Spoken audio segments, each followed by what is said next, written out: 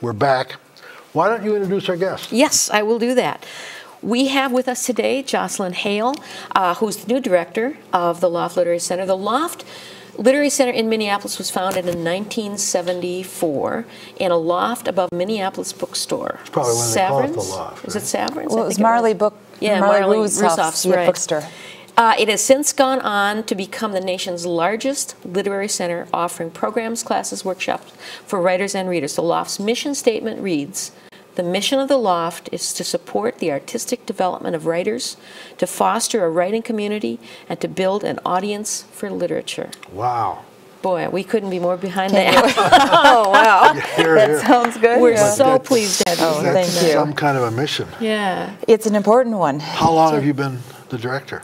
I've been with the Loft for 6 months now, and before that I'd served on the board of directors for 4 years, and I've been a member of the Loft for 10 years. And tell us a little bit about your background.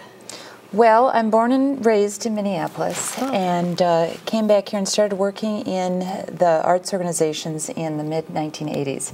First job out of college was at the Playwright Center, and so I've always been really attracted to the merger of literary arts and the arts. You know, whether it comes out, then I went and worked at a small theater, Brass Tacks Theater, Film in the Cities. So I've kind of worked around the local art scene for a long time. I then, throughout the 1990s, I worked with Dan Buettner on his expeditions and managed his expedition across Africa. During that time, the internet hit. And I mean, I remember the day somebody called me and said, you know, there's this thing called the World Wide Web. And, hello. You know, now if you follow Dan, he has a new book out called Blue Zones, and it's, you know, it's just great to see how, you know, all the careers take off. I then went on and was working in philanthropy as a consultant to family foundations and also as the manager of Twin Cities Giving for the Best Buy Children's Foundation. Oh, okay. So you've had a broad range of experience. A variety of You've made a lot of good connections. Yeah, I bet you have. Well, I hope to bring them to use for the Loft. But my heart's always been around literature and reading, and it's really where my passion is. Okay, all right. Go ahead. Well, I'm just interested. The Loft started small, and it's gone through many incarnations. And I'm just curious, as the new director, where do you see the Loft? How do you see it growing and expanding in the next few years? Well, I think part of the Loft's strength is the fact that it grew so organically. You know, people hanging out at Marley's bookstore. Then let's start having readings. Pretty soon they were having classes in the Loft above the bookstore, which is how it happened. And right from the beginning, they were a membership organization. You know, these are not wealthy people who started the organization. So throughout the city, it just grew organically to the point of now where we have 2,500 regular members, 400 classes, and I think the basis support is so deep in this community. And you hear, you know, just at the recent Minnesota Book Awards, 2 people from the podium said, you know, I have to thank the Loft for helping me get here. So the Loft has been doing a very good job under Linda Meyer's directorship for the last 13 years. So I'm not going to make big changes, but we're going to continue to build on the successes that we have. We will continue to expand. We have Open Book, which is where our home is. Absolutely gorgeous facility. Oh, it is. It really is. And yeah, I and mean, now it's in a really happening area. Totally. When we moved down there, we were the first you know, organization down there, and now you have the Guthrie and McPhail and housing. It's amazing. Yeah. So I encourage everybody to take a class down at the Loft and go there for a reading. Take my class. Yes, the mystery writing class. do. Teaches that Carl and I actually met as a result of taking a class of how to write a mystery. Is that right? Yeah. Really? Mary Logue. Oh, they really? That's right. See? Yeah. It works. Yeah, it's great, and that's part of our building community.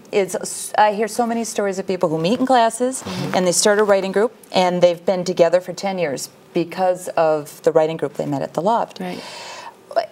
So we continue to, encourage you to come down to Open Book, but we're also expanding, and we now have, we offer loft classes in suburban settings. We also are going to start offering loft classes through the Hennepin County Library System, so that you can take a sampler, an hour class, just to get your feet right, and they'll be free. But loft teachers will be teaching them, and it's a partnership we have with the Hennepin County Libraries. The other thing that I'm really excited about is we're really looking at Minnesota's changing demographic. And there are so many stories in our state, and we want to be sure that we're reaching out to new immigrants, helping them tell their stories, whether they come out through memoir, through poetry, through fiction, nonfiction. Teens. As we know, teens have a whole different relationship with the written word. And, I have two middle school boys, and I see them on their MySpace, and they're texting, and they're emailing, but they're telling stories. And ultimately, somebody who knows how to tell a story, I mean, they're gonna win at the end of the day, even with technology. You still need to know how to tell a story. That's right. So do you see technology as becoming a greater and greater part, being integrated into the lost programs and that kind of thing? I think so. I mean, it's always our core is going to be, how do you write well? But we don't want to define what format that happens. But yeah, we're going to start offering classes on blogging and maybe on screenwriting. We're going to be launching a new and improved website in the late summer or early fall. So hopefully it'll be easier to have a community there. But one thing we heard through our new strategic plan, which will be for the next 5 years, people still want the in-person community. I mean, you can get writing classes online, and you can meet other people online, but they want to see each other. I think so too. Yeah, and that's powerful. Yeah, I agree. I think that it's a combination. I think there are ways to use technology, to use the web or the internet for presentation of writing work.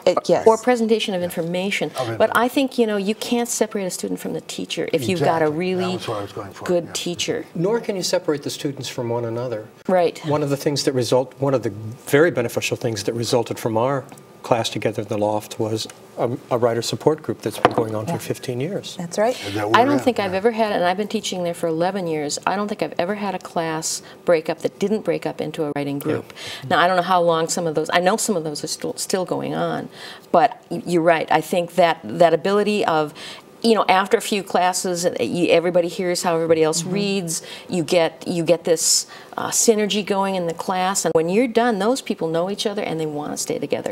They trust each other. Yeah, and it isn't just that one class. There's a synergy. There's between classes, people are seeing other people in other classes and other subjects. So there is something to be said for that kind of thing. Yeah, I mean, the loft has this tremendous energy, which, I mean, you go down there and you can feel it. Well, I feel so lucky to be working there because the building, which just celebrated its 8 years, Open Book. Oh, has it been that long? Isn't that amazing? Wow.